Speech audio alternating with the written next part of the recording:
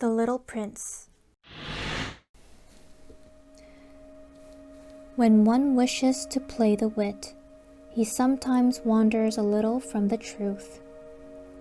I have not been altogether honest in what I have told you about the lamplighters, and I realize that I run the risk of giving a false idea of our planet to those who do not know it. Men occupy a very small place upon the earth.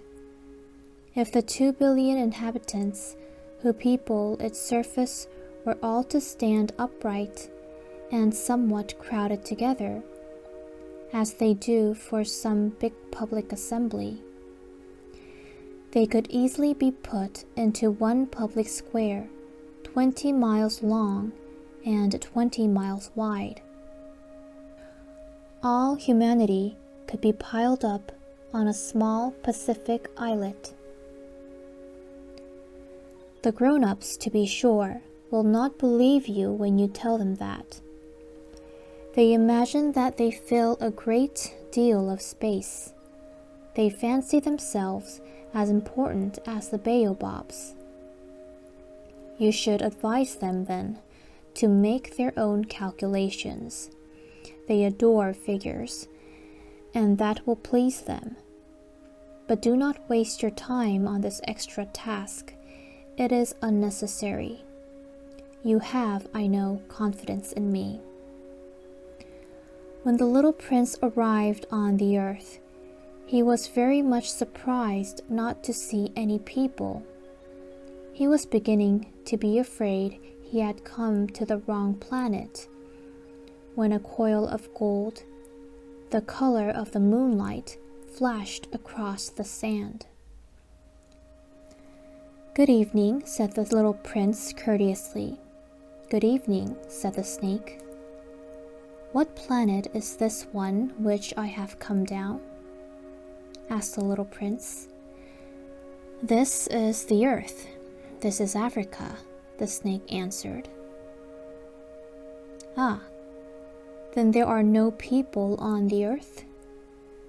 "This is the desert. There are no people in the desert. The earth is large," said the snake. The little prince sat down on a stone and raised his eyes toward the sky. "I wonder," he said, "whether the stars are set alight in heaven, so that one day each one of us may find his own again. Look at my planet. It is right there above us, but how far away it is." "It is beautiful," the snake said. "What has brought you here?" "I have been having some trouble with a flower," said the little prince.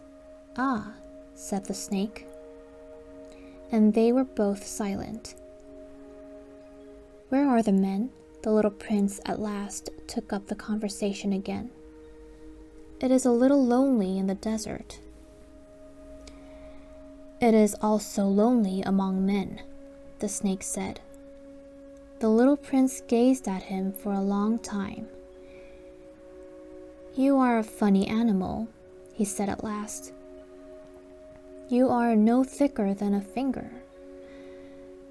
"But I am more powerful than the finger of a king," said the snake. The little prince smiled. "You are not very powerful. You haven't even any feet. You cannot even travel." "I can carry you farther than any ship could take you," said the snake. He twined himself around the little prince's ankle like a golden bracelet. "Whomever I touch, I send back to the earth from whence he came."